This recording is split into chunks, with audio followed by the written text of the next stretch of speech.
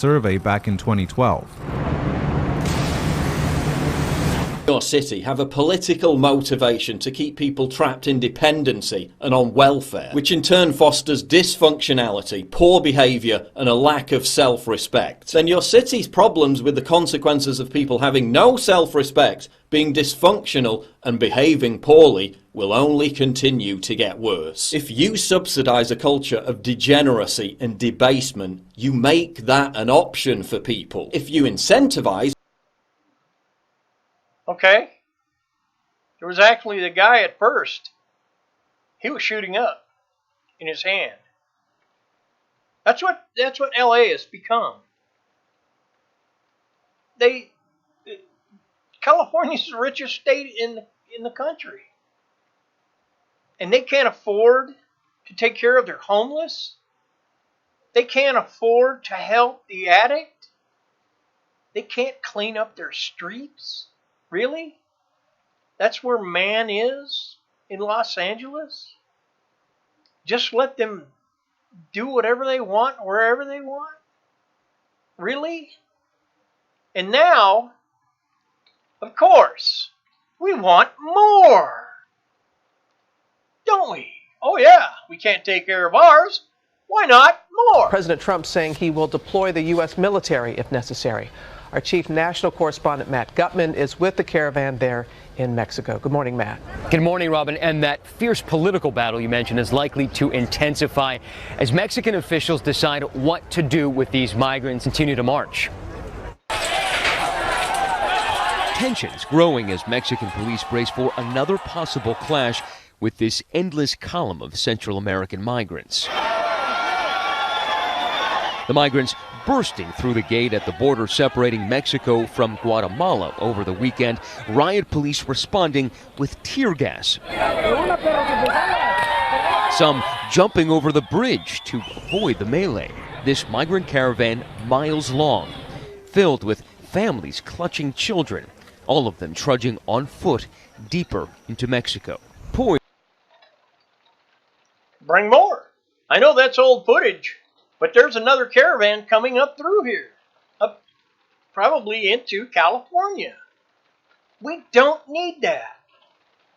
We are man, okay? And man has inherently loyalty. We have loyalties to our schools, to our communities, to our families, to ourselves, to our God. I know not everybody wants to believe that there is a God. But when you know God and you become loyal to God, He provides you with everything that you need, including peace. If it's getting loud, it's raining here. I apologize. I have no way of controlling that. But anyway, let's take a look at something else. You ready? We're about to do it. So, man at his finest. Hey, that was my best video. Big man, you want to fuck one? I watched that thing 4 times before I decided to send it. Yeah, your shirt says Christ, but you know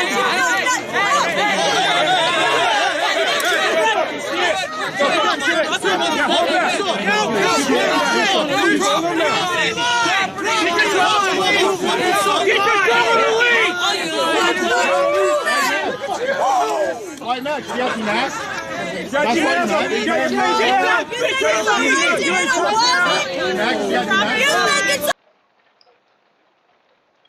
That was Antifa. That was the May Day riot in Portland, Oregon. Is that where man wants to go to? Rioting? They call themselves Antifa. Anti-fascist. Really? Are you kidding me? A young woman gets her veil pulled down so she spits on the man that pulled it down? Is that what we're looking at? Is that what we're after? That was in this country. That wasn't in another country. Look, this is getting completely out of hand, and the Democrats don't want to do a thing about it. Nothing. They don't care. They want the voters. Bring more. Bring more. We want the voters. Really. Here's what the Democrats are turning this country into. These violent clashes on Tuesday. Our chief national affairs correspondent Tom Llamas, who has reported from Venezuela, is here. An armored military vehicle plowing into and then over civilian demonstrators. The pro-Maduro military and opposition forces battling all day. Gunfire, tear gas, and firebombs exploding in the heart of Venezuela. That's Venezuela. It could be America. And that is part of why we have these caravans. Because the people in Venezuela, I believe, have been motivated monetarily to up and leave. Why not? Why stay and fight for your own country? Why? Why do that? You might attain freedom. You might have freedom in your own country. Imagine that. But just up and walking away, you're losing everything. Your house, your culture, your church, your schools. And taking a risk with the coyotes in Mexico. Taking a risk that the United States will even let you in. Is that what we want? Now, I know that America is a charitable country, but we don't want to look like Venezuela or North Korea. We are man. We are responsible for ourselves, our neighborhood, our communities, the cities, the states, and this country. We are responsible for America as Americans. And part of that responsibility is to not let everybody in, so that we're spending all our money taking care of immigrants that shouldn't be here in the first place. But the Democrats don't see it. They are trying to destroy what this country stands for. Freedom. Take away your freedom, then what? Then what do you have to live for? I think this is something that's important to see. Because it is. Because children are being taught this garbage in this country. The woman in her late 40s, identified only as ES, claimed during 2 public seminars in 2009 that the Prophet Muhammad's marriage to a young girl was akin to pedophilia. A Vienna court convicted her in 2011 of disparaging religious doctrines, ordered her to pay a €480 or $547 fine plus costs. The ruling was later upheld by an Austrian appeals court. The ECHR said, the Austrian court's decision served the legitimate aim of preserving religious peace. President Trump saying he will deploy the U.S. military if necessary. Our chief national correspondent. Wrong scene. Sorry. But is that insane?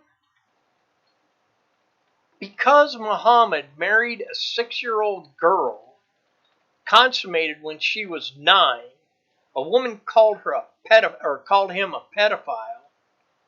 She was fined for saying the truth about Muhammad. And the Austrian court agreed right after this clip. And this is one that really caught my ear when I heard it. A new interim report released at the request of the British Foreign Secretary says Christian persecution in some parts of the world is, quote, close to meeting the international definition of genocide, with Christians being targeted by extremist groups in the Middle East, Sub-Saharan Africa, and East Asia. Genocide. Christian genocide. Doesn't surprise me, not at all. Not the way this world is going. Not the way that liberals, Democrats, socialists, Muslims, Islam, they're pushing. They're trying to push man away from his creator. We are man. God is creator. We do not tell God what to do. But on the other hand, God does not tell us what to do. He gives us instruction, as He has. He has given us instruction in the Bible. And the Bible says, raise up a child in the way he should go, and he will not fall away when he gets old. Wow. But you know what? The same thing can be said about raising your children wrong. That's why the Christian, we don't go out and fight and kill and maim, become violent and angry. No. We love. We instruct. We teach. God isn't out to squash you like a bug or discipline you into doing whatever He wants as His little puppet. Or as they would say, His sheeple, following Him, doing whatever. No. You see, God has so much love that He will forgive everything and anything you've done. Anything. Because He loves you. And He wants you to be with Him where He is. We are man. We have two choices. Good or evil. Which do you choose? Which way do you choose to raise your children so that they will not stray from the way they were raised? Good or evil? It's up to you. You have a part in the destiny of your children, in the way they are raised, to follow the good or the evil. I myself choose the good because my life is good. It's wonderful. I live by the Word. I live in the Word. And God lives with me. You can't see it. I can't pull it out of my pocket. But if you hung around me long enough, you would ask, how can you live like that? It's great. That's how. All right. Oh, today in history. Today in 1941,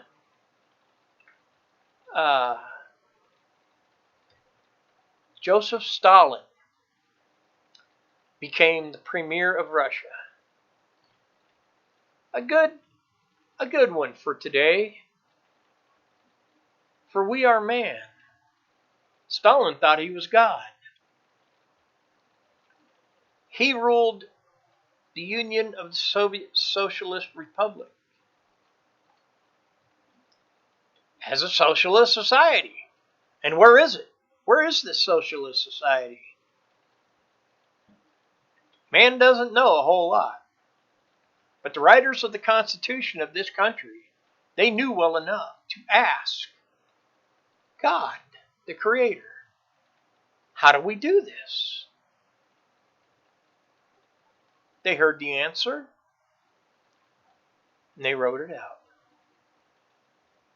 And so we live free from tyranny and oppression. with many choices to make. But the two main choices are good and evil. Make your choices wisely. Learn. Take the time to learn what is going on in this world. How bad is it? How good is it? There is still good in this world. But in order to keep this country free, we, as this society, we must vote for those who will fight, will work to keep our freedoms so that we can live free with lower taxes, good health care, everything that we need. We can't have everything we want. That's on us, the individual man. Are you willing to work just hard enough to survive? Or are you willing to work a little harder to have some of the things that you want? That's up to you. We are man. God is God. Follow close to God to lead this country. Pray for the military, first responders, and such, that God will protect them. And pray for our enemies, that their eyes will be open to the truth of God's love. I'm William Ferguson. This is Common Sense.